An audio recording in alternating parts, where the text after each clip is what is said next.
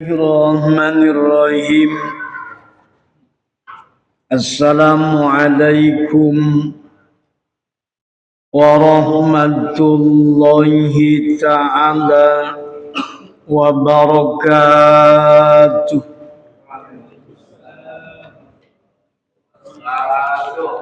Alhamdulillah Alhamdulillahilladzi hadana li hada wa ma kunna linahtadiya laula an hadana Allah.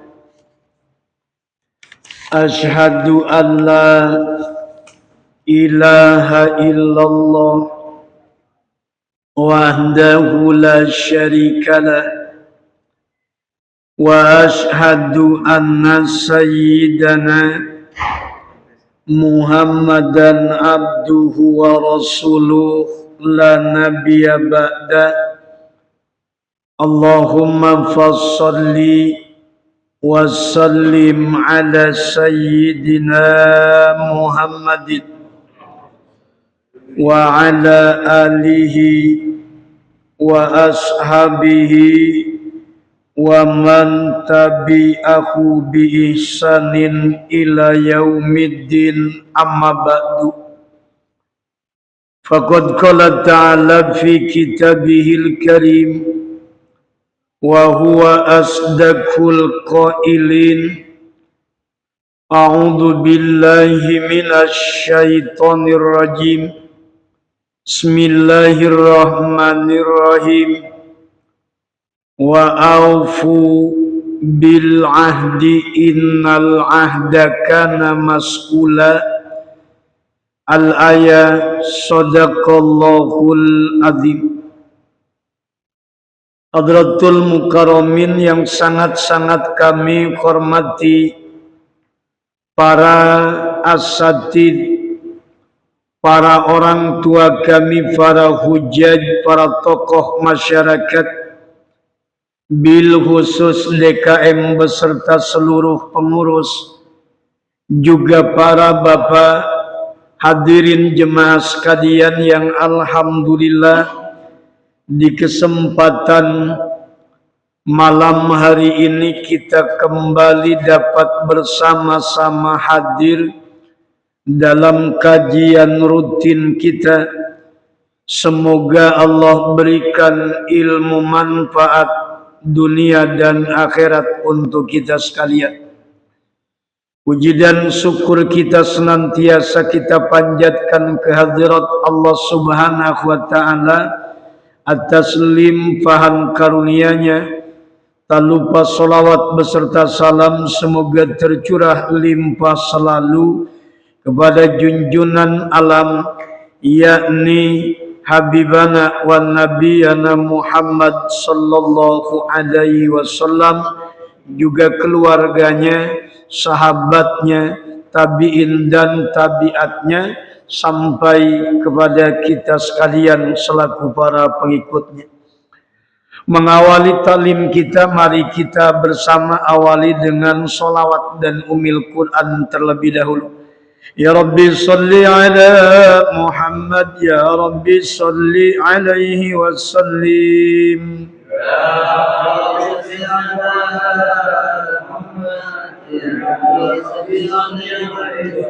Ya Rabbi ballighul wasilah, Ya Rabbi khussahu bil fadilah.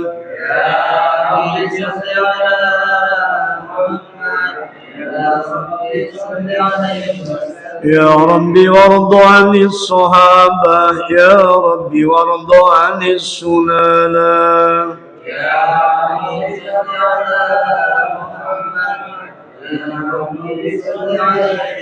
Ya Rabbi warda 'anil masyayikh, Ya Rabbi farham walidina.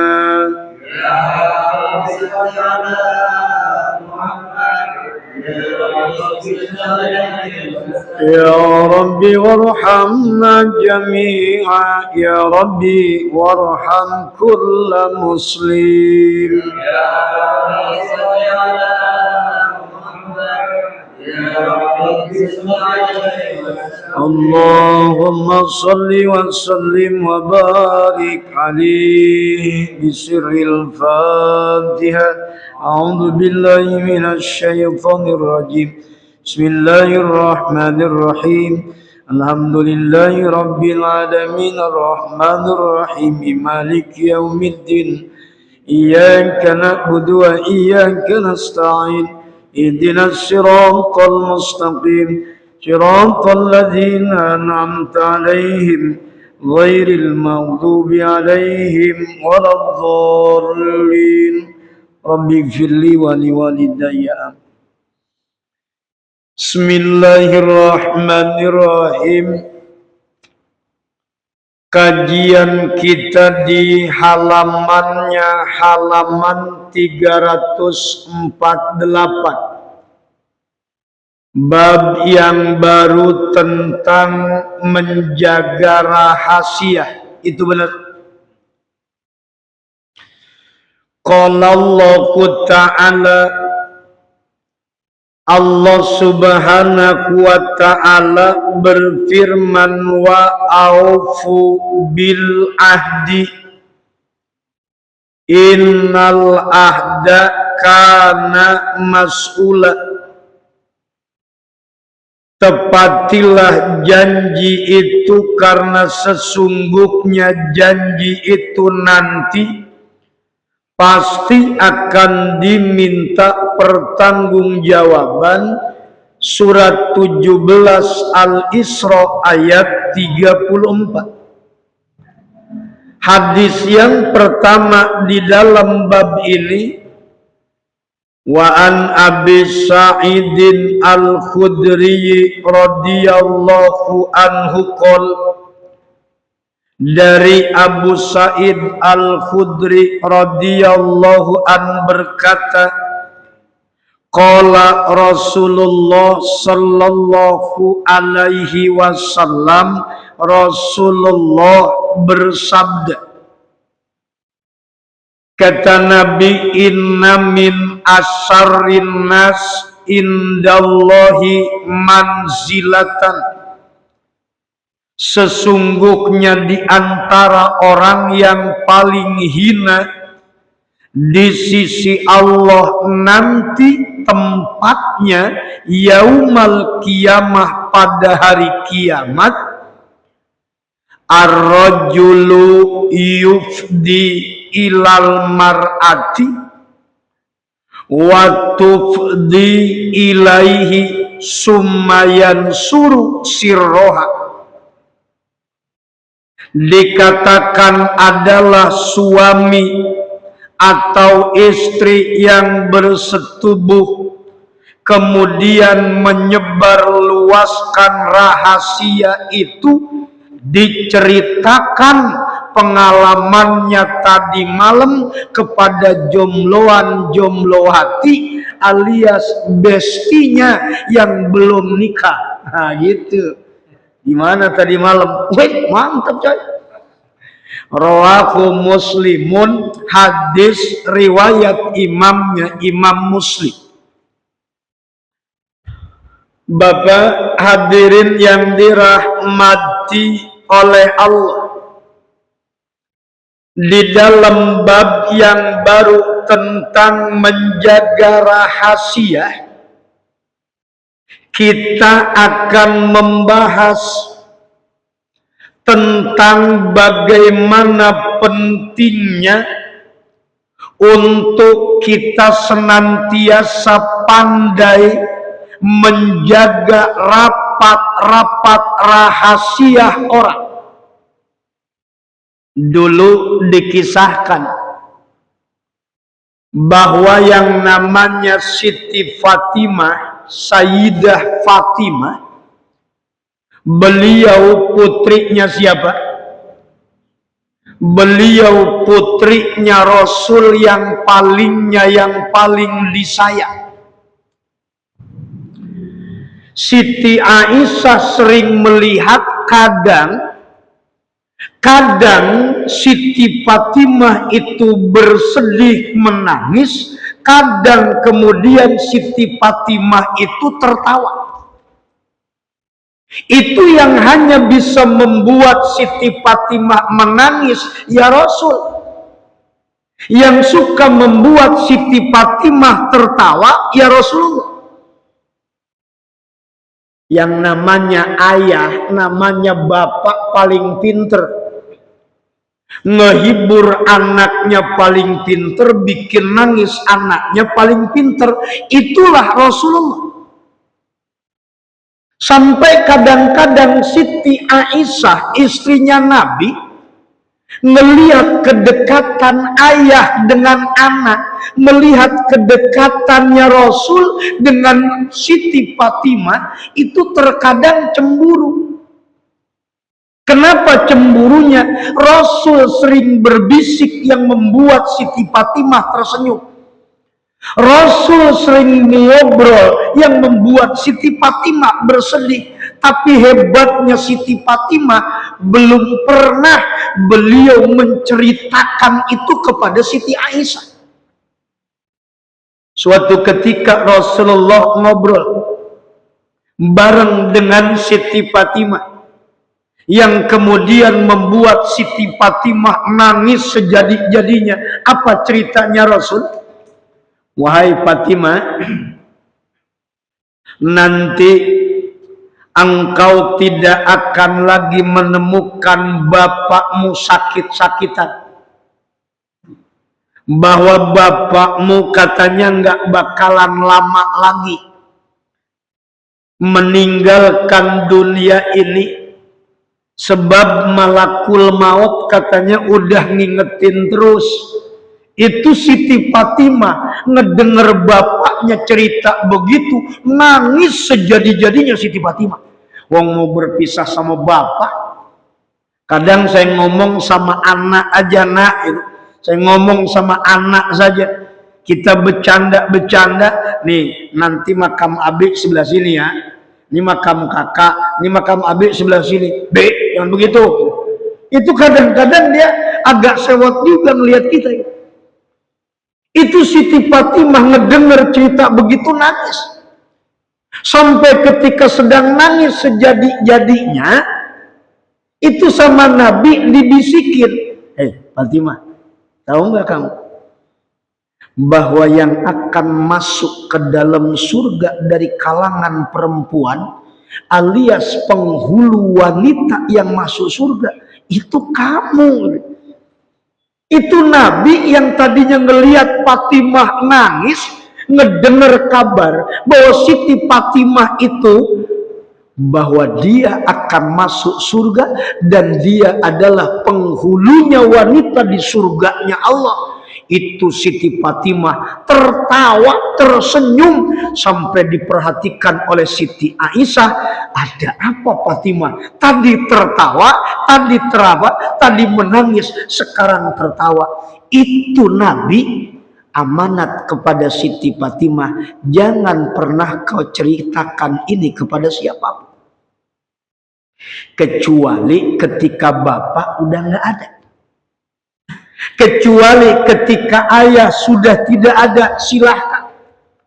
Maka sepanjang hidupnya Siti Fatimah, sepeninggalan Rasulullah Sallallahu Alaihi Wasallam, setelah Rasulullah wafat, baru Siti Fatimah mau ngejawab pertanyaan Aisyah. Siti Aisyah, memangnya kalau kamu tersenyum kadang tertawa, tersenyum kadang tertawa, itu kenapa? Baru diceritakan setelah wafatnya baginda Rasul. Artinya betapa Siti Fatimah sangat menjaga sangat menjaga rahasia. Bukan kayak tukang penceramah kayak almarhum Ki Haji Jainuddin MZ, bukan. Bapak, ini rahasia loh, saya nggak bilang-bilang nih. Cuma di sini doang nih saya ngomong, kan begitu. Di sini doang nih saya ngomong, ini rahasia loh. Jangan sampai ada orang lain yang tahu. Nah, jemaahnya ribuan. Dia ngomong, ini rahasia loh, jangan bilang ke siapa-siapa. Ya tahu semua orang. Mau bagaimana dirahasiakan? Rasul sangat menjaga sekali yang dinamakan rahasia. Sampai Siti Fatimah pun betul-betul menjaga rahasia. Dalam rangka apa? Dalam rangka berkomitmen terhadap janji. Jaga rahasia sebagai bentuk komitmen terhadap janji. Jangan diceritakan kepada siapapun. Sampai Allah berfirman di surat 17 ayat 34, wa aufu bil ahdi innal ahda kana mas'ula. Tepati janji, nggak boleh dibuka ke siapapun, rahasiakan, karena sesungguhnya janji ini pasti akan dimintai pertanggungjawaban. Kalau dikatakan jangan ngomong ke siapa-siapa, diam. Jangan dibuka ke siapapun selama bapak masih ada. Selama bapak masih ada, jangan dibilang kepada siapapun. Awas, tutup rapat-rapat rahasia ini. Nah itu begitu. Begitupun ketika orang tua berwasiat, nggak perlu wasiat kepada semua orang. Anaknya ada 5, wasiat kelima-limanya nggak mesti. Kalau memang perlu dirahasiakan, wasiat hanya kepada satu orang yang dipercaya. Nanti ketika bapak sudah meninggal dunia, buka wasiat itu, sampaikan kepada adik-adikmu, sampaikan kepada saudara-saudaramu. Selama belum meninggal, jangan dibuka. Emang kalau wasiat itu apa? Kalau wasiat itu apa? Hah? Yang namanya wasiat itu apa? Yang dinamakan wasiat itu tabarruun bihakin mudopin 5 ba'dal maut. Perbuatan yang baik yang disandarkan setelah kematian namanya wasiat. Ulangi, tabarruun bihakin mudopin 5 ba'dal maut. Kebaikan yang kemudian disandarkan jadinya setelah kematian namanya wasiat. Wasiat itu yang jadi berapa? Wasiat itu yang jadi adalah sepertiganya. Sepertiga daripada harta mayit, maka jadi lebih dari sepertiga menunggu kepada ahli waris. Contoh, orang tua punya tanah, 900 meter. Kata orang tua bilang sama anaknya yang pertama, nak, bapak rencana mau ngewakafin tanah ini, tanah yang 900 meter, tolong jaga ya, wasiat bapak 600 meter kasih ke Ulia Al-Maskiri. Itu padahal Ulia Al-Maskiri maka gak perlu dikasih ya, wong tanah pasum-pasosnya banyak. Itu ngewakafin mah ke Miftahul Jannah aja tuh, kita tungguin Miftahul Jannah, ini mah ke Ulia Al-Maskiri.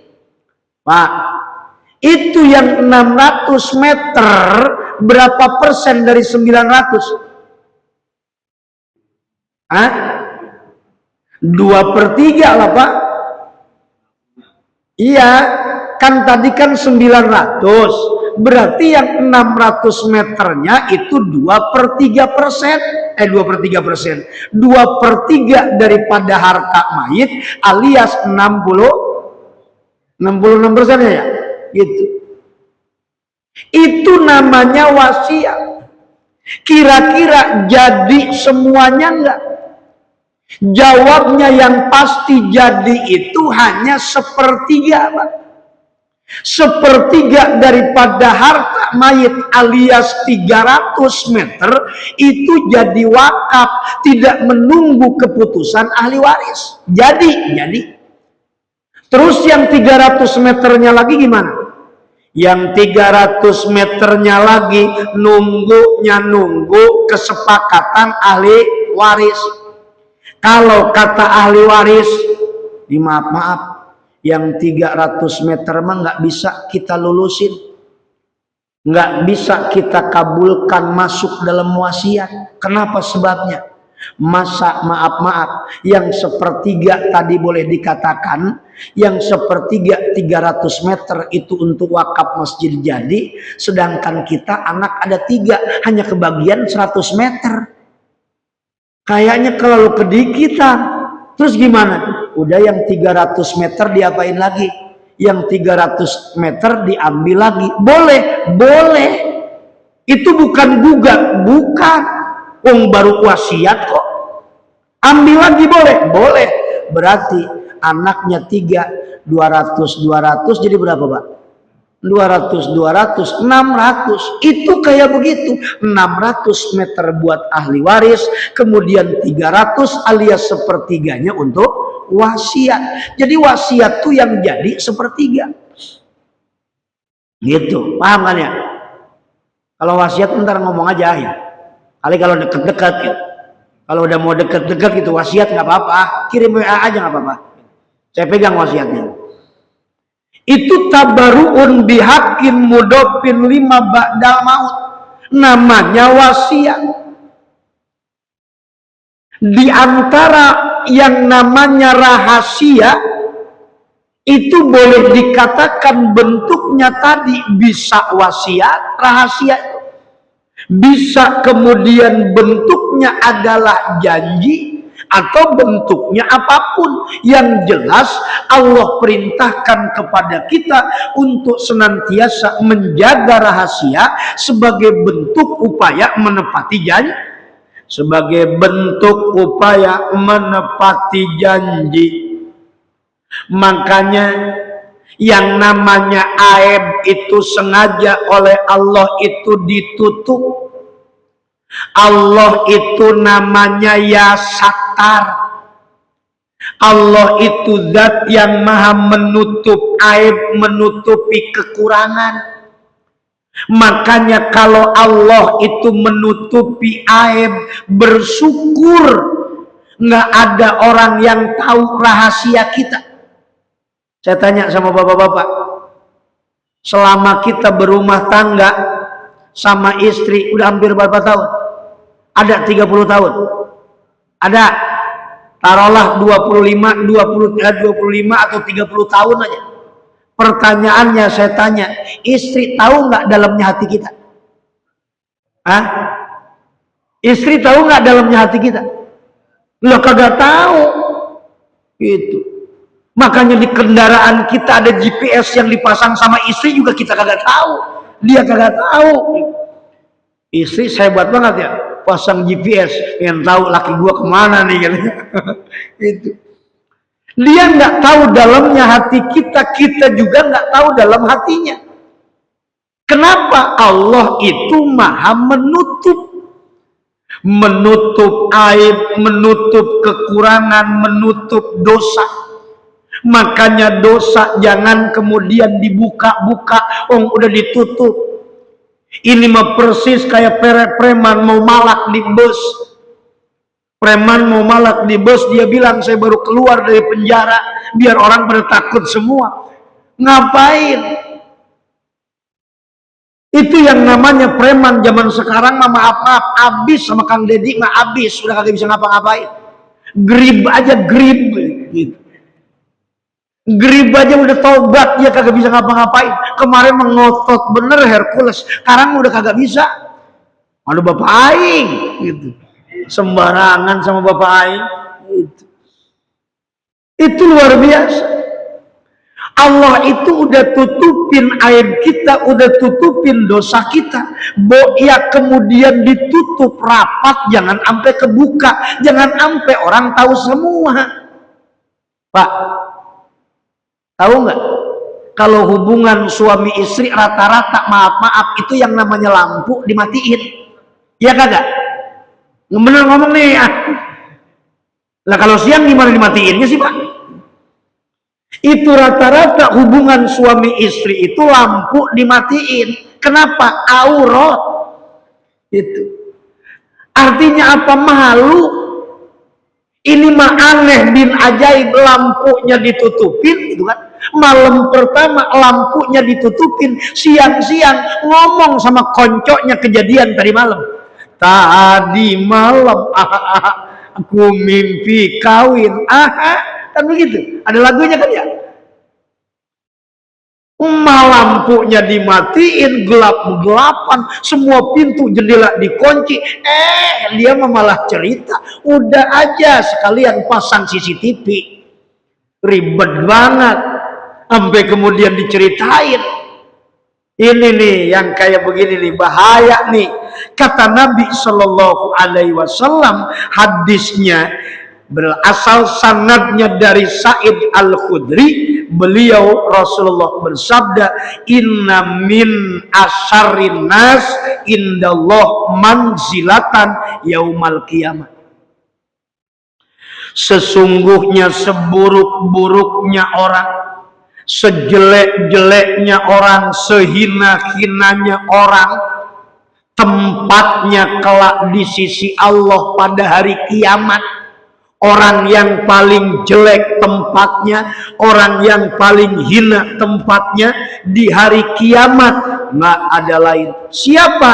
Ar-rajul yubdi ilal mar'ah, seseorang suami atau istri yang bersetubuh, wa tubdi ilaihi thumma yansuru siroha, akhirnya dia ceritakan kepada bestinya, dia ceritakan kepada temannya tentang peristiwa tadi malam.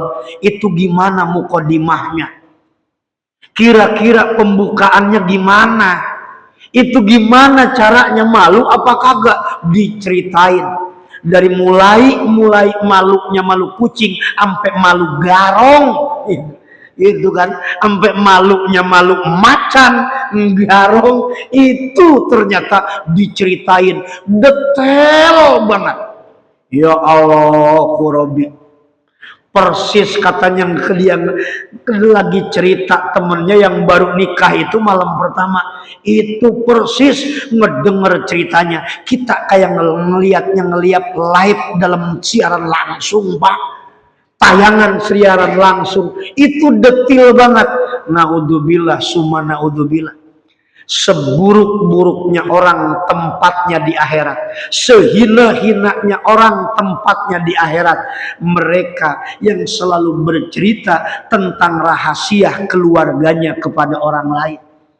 Udahlah, urusan kita dengan istri, urusan kita nggak usah diceritakan ke orang lain. Urusan keluarga kita adalah urusan kita, nggak usah diceritakan kepada orang lain. Justru rumah tangga makin kisruh, rumah tangga makin acak-acakan, hidup makin semraut. Cuma gara-gara apa coba, Pak? Cuma gara-gara apa coba, Pak? Cuma gara-gara suka ngebuka rahasia. Begitu, Pak. Makanya penting untuk kita menjaga rapat-rapat rahasia itu. Jangan sampai rahasia terbuka kemana-mana. Kalau ada istilah bahasanya bahasa artis mah, itu kan. Kalau kata kita mah cerai aja. Jangan sampai saling nyerang, saling hujat. Cerai aja, jangan sampai membukakan aibnya aib istri, aibnya aib suami. Harus kayak si Desta. Tahu si Desta nggak? Iya, si Desta sama siapa? Pasangan itu siapa si Desta? Itu harus kayak si Desta sama pasangan. Istrinya nggak cerita kenapa kamu bercerai. Suaminya juga si Desta nggak pernah ngomong kenapa kamu bercerai. Itu. Jadi bahasanya tidak pernah membuka aib sendiri, nggak pernah membuka kekurangan sendiri. Artinya apa? Artinya mereka tutup rapat-rapat rahasia rumah tangga. Itu jauh lebih hebat daripada kemana-mana ngeburuk-burukin, ngejelek-jelekin pasangan. Itu. Pantas atau kemarin datang ke Pak Kiai, datang ke Pak Ustadz, minta tolong diistihorohin. Ternyata yang diistihorohin lakinya. Gitu. Orang mah yang namanya nikah, sebelum menikah istikharah dulu, lagi ta'arufan istikharah dulu, nyari jodoh kita istikharah, bagus. Tapi kalau udah anaknya anak 3, anak 4, lah kemudian make istikharah, lu ngapain yang di istikharahin? Pak Kiai, saya mau nanya ini, iya, ada apa? Saya teh sama istri saya, sama suami saya, kayaknya udah kelihatan banyak nggak ada cocoknya deh. Kira-kira saya tuh jodoh dia bukan sih? Lah, nanya sampai jodoh dia bukan, anaknya udah 4, sampai jodoh dia bukan. Bingung kita. Tolong bantu istighorohin Pak Kiai. Gitu. Lah itu mah ketika diistighorohin yang ada juri datang, udah pisah aja lo, udah cerai aja lo. Lah kata setan, teprok setan. Emang ini yang diharapin, rumah tangga hancur, kemudian suami istri saling menjelek-jelekan, ditambah anak semrawut, nggak tahu ngikut kemana. Ini yang bahaya Pak. Itu ini yang bahaya. Kenapa? Justru yang begitu tuh yang kemudian menjadi apa? Menjadi target setan. Boleh dibilang proyeknya nih proyek kelas akap, rumah tangga hancur. Kenapa? Ketika Allah sudah menyatukan seseorang dengan ikatan pernikahan, maka jaga dengan baik. Seberat apapun badai, seberat apapun ujian cobaan dalam rumah tangga, jangan ada bahasa kita berpisah, kita bercerai. Itu kalau bercerai, ya tadi ujung-ujungnya setan bilang, iblis bilang menang kita hari ini. Begitu orang. Ya Pak, nggak usah jelek-jelekin. Hadis yang kedua di dalam bab ini, wa an Abdullah bin Umar radhiyallahu anhuma, dari Abdullah bin Umar radhiyallahu anhuma, bahwasanya ketika Hafsah putri Umar menjadi janda, anak Umar radhiyallahu anhu hina ta'ayyamat bintuhu Hafsah. Saat Siti Hafsah menjadi janda, Umar berkata, kola, itu Umar sampai nawar-nawarin anaknya. Hafsah ditawarin ke sahabat Utsman, ditawarin ke sahabat yang lain, itu sampai ditawar-tawarkan. Termasuk ke Abu Bakar juga ditawarin tuh Utsman siapa? Hafsah. Utsman kagak mau, Abu Bakar kagak mau. Itu Hafsah ditawar-tawarin. Zaman dulu boleh dikatakan punya anak perempuan jadi janda itu memang banyak fitnahnya tuh, iya. Makanya Umar nawar-nawarin Hafsah. Akhirnya kata Umar, lakitu Utsman bin Affan radhiyallahu anhu fa'aradtu alai Hafsah. Saya bertemu dengan Utsman bin Affan, kemudian saya tawarkan Hafsah kepadanya, di mana saya berkata, fakultu in syi'ta ankahtuka Hafsah binta Umar, faqala sa'anduru fi amri palabistu layaliya summa lakiyani, faqala qad bada li alla atazawwaja yaumi hada. Akhirnya kata Sayyidina Utsman kepada Umar, nanti saya akan pikir-pikir dulu. Ditawarin janda, Utsman bin Affan malah beliau katakan, nanti saya pikir-pikir dulu. Selang beberapa hari dia menemui saya dan berkata, sudah jelas saya tidak akan menikah saat ini. Kemudian saya bertemu dengan Abu Bakar, kata Umar. Setelah Utsman menolak, dia tidak mau menikah dengan Hafsah, datang ke Abu Bakar. Padahal Abu Bakar lebih apa? Lebih tua. Tuh, liatin. Abu Bakar lebih tua. Siti Hafsah malah dikasih apain? Dikasihin sama aki-aki. Tuh, liatin. Zaman dulu tuh begitu. Itu sahabat terbaik, anaknya aja dikasihin sama sahabatnya Pak. Ada yang begitu di kita? Boro-boro. Wah, orang dulu kan ngelihat solehnya. Abu Bakar solehnya. Abu Bakar itu sahabat yang istiqomah dalam perjuangan. Emang zaman sekarang ngelihatnya, waduh, udah kerja di mana? Itu usahanya apa? Bisnisnya apa? Penghasilan tiap bulan berapa? Anak gua mau dikasih makan apa? Zaman sekarang. Padahal tajawwajun nisaa fa innahunna ya'tina bil mal, nikahi perempuan karena sesungguhnya perempuan mampu mendatangkan harta. Palakitu Abu Bakrin As-Siddiq radhiyallahu anhu, aku kemudian menemui Abu Bakar Siddiq, fakultu in syi'ta ankahtuka Hafsata binta Umar, kalau kamu mau aku berencana ingin menikahkan anakku denganmu wahai Abu Bakar. Abu Bakar pasomata Abu Bakrin radhiyallahu an. Abu Bakar terdiam. Dia Abu Bakar tidak memberi jawaban apa-apa kepada saya. Kata Umar, falam yarji ilaya syai'an fakuntu aujada alai minni ala Utsman. Kata Sayyidina Umar, Abu Bakar diam, kagak ngasih jawaban apapun, nggak ngomong apa-apa, sehingga saya merasa lebih tersinggung sama Abu Bakar daripada siapa? Lo kesinggung sama Abu Bakar. Lah Utsman mah masih mending, saya istikharah dulu ya, gitu kan? Kata Utsman, saya istikharah dulu ya, itu saya istikharah dulu, tunggu jawabannya.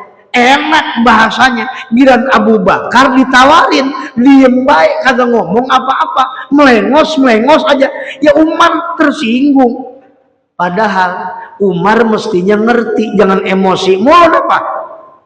Lah Abu Bakar orang yang lebih tua, mau nikahin perempuan boleh dikatakan belasan tahun, atau mikir aki-aki.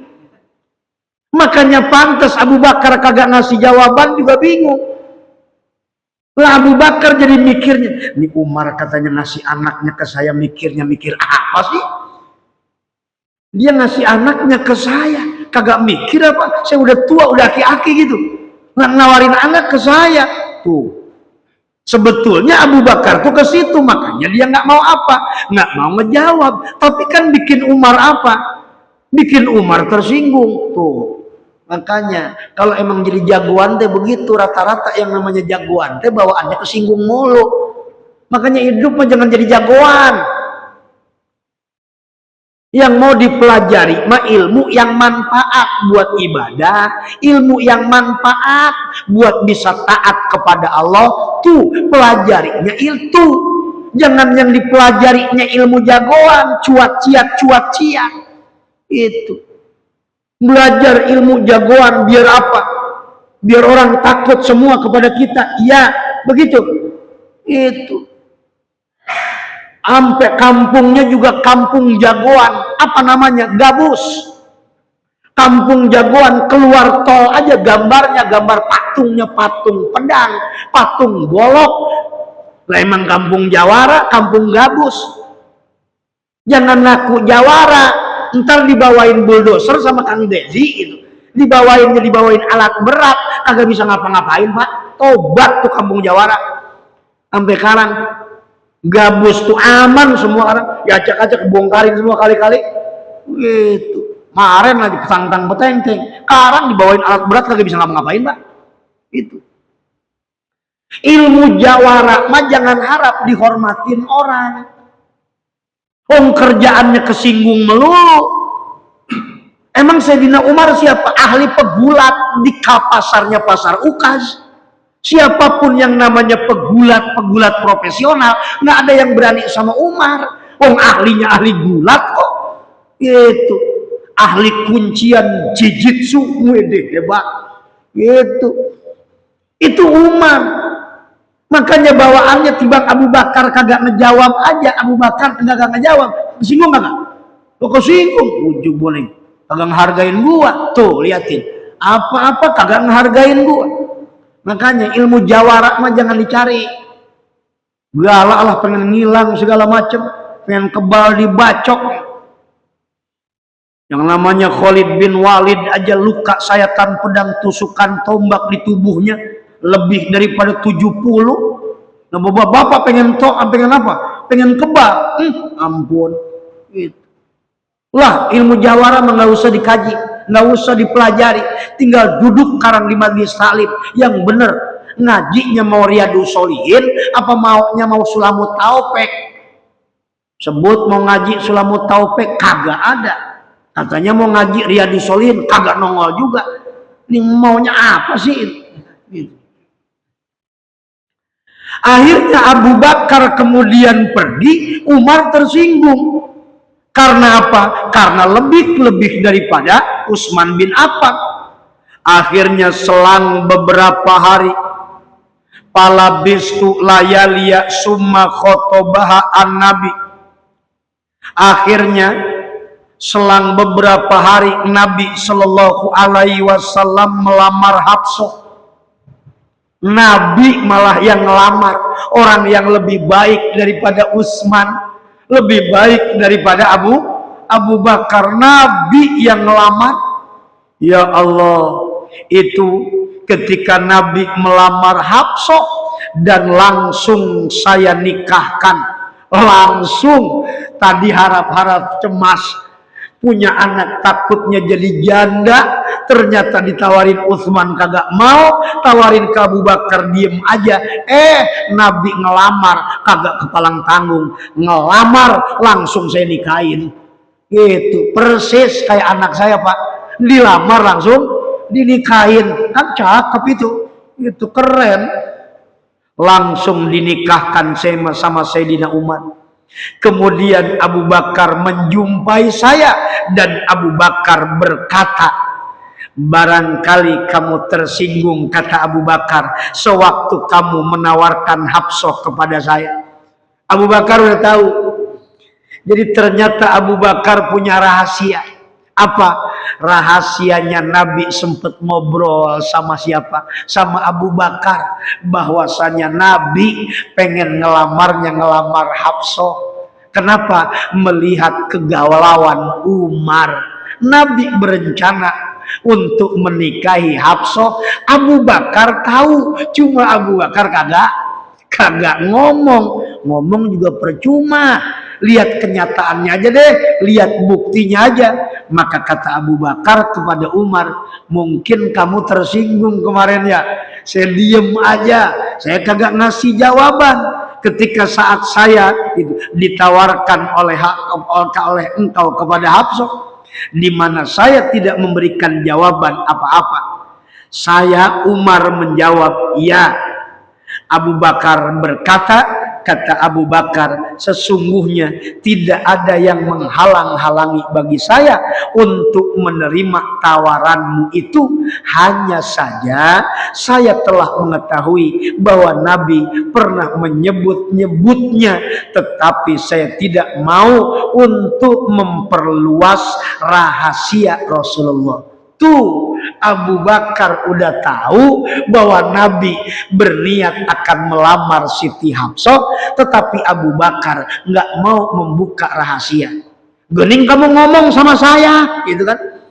Gening kamu ngomong sama saya sekarang. Saya ngomong sama kamu sekarang karena kan udah kejadian. Karena Nabi sudah menikahi anakmu, karena Rasul sudah melamar anakmu, maka saya berani menceritakan ini karena bukan rahasia lagi. Karena sudah menikah berarti sudah terbuka rahasia. Seandainya Nabi tidak mengambil Hafsah sebagai istrinya, niscaya saya akan menerimanya. Tuh, kata siapa? Kata Abu Bakar, saya nggak sanggup ngomong deh. Kalau saja Nabi katanya nggak mau mengambil Hafsah, aku akan ambil. Itu aku adalah teman yang insya Allah akan senantiasa lebih mempererat hubungan dengan engkau. Ujung-ujungnya ya apa? Ya sahabat, ya mertua, kan gitu. Jadi Umar itu kalau misalkan Abu Bakar menikah dengan siapa? menikah dengan Hafsah berarti siapa? Abu Bakar itu ya sahabat, ya menantu, kemudian Umar ya sahabat, ya. Nah, berarti kan hubungannya makin erat. Begitupun Sayyidina Umar punya hubungan yang begitu erat. Apa coba? Dengan Rasulullah, Umar itu adalah sahabatnya Rasul.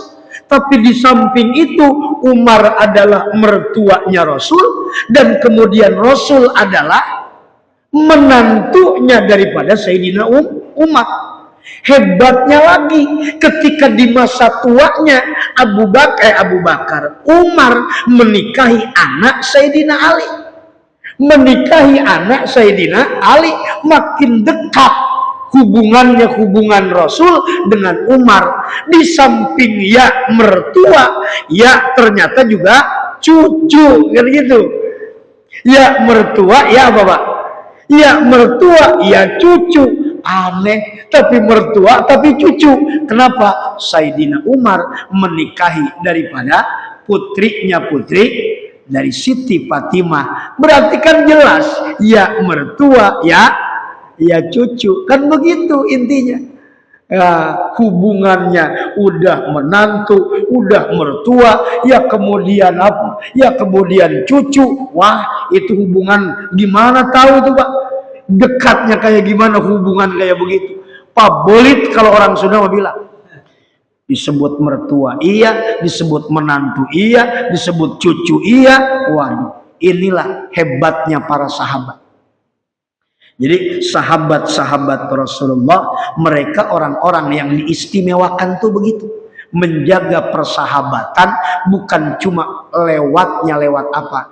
Menjaga persahabatan bukan cuma lewatnya bicaranya lewat pertemanan doang, melainkan lewatnya juga lewat nasab keturunan, sehingga keturunan di antara mereka itu bebelit, sampai bahkan nama saja bebelit. Abu Bakar bin Anu bin Anu, ntar anaknya ada lagi yang namanya Abu Bakar, cuma Abu Bakar bin anaknya gitu. Ntar ada lagi di bawahnya anaknya Abu Bakar lagi aja, tapi bin siapa? Waduh, itu sampai begitu Pak, bebelit. Itulah sahabat-sahabat Rasulullah. Mereka pandai menjaganya, menjaga garis nasab. Mereka pandai menjaganya, menjaga kemuliaan keluarganya. Bahkan yang paling hebat, mereka pandai menjaga rahasia. Hati-hati ya. Jangan sampai terbuka rahasia sebelum waktunya. Ceritakan nanti setelah kematian kita, setelah kematian istri kita, setelah kematian kita, baru silahkan ceritakan oleh anak-anaknya yang tertua. Oh, dulu bapak begini, dulu ibu kita begini. Ceritakan yang baik-baiknya. Udhkuru mahasina mautakum. Ceritakan tentang kebaikan orang-orang yang meninggal di antara kita. Gitu Pak. Jangan dibuka dari sekarang, biar dia merasakan bagaimana ayah ibunya berjuang mati-matian. Sekarang mah dia nggak tahu bagaimana pengorbanan orang tuanya. Nanti lihat ketika orang tuanya nggak ada, baru dia sadar. Rata-rata Pak, kenakalan anak-anak itu ketika masih ada orang tuanya nggak bisa diatur, kayaknya harus dibawa ke barak militer. Tapi maaf, ketika orang tuanya sudah nggak ada, baru apa? Baru terasakan. Kalau sudah tiada, baru terasa. Gitu. Entar juga kalau udah orang tuanya nggak ada, berasa deh. Makanya, yuk sama-sama kita pahami ini dengan sebaik-baiknya. Mudah-mudahan kita termasuk orang yang pandai menjaga rahasia, apalagi bicara tentang aib, kekurangan diri atau dosa, jangan coba-coba ceritakan kepada orang lain. Demikian, kurang lebihnya mohon maaf. Kita tutup dengan doa kifaratul majlis. Subhanakallahumma wa bihamdika asyhadu an la ilaha illa anta astaghfiruka wa atubu ilaik. Walafu minkum bilai taufiq wal hidayah. Assalamualaikum warahmatullahi wabarakatuh.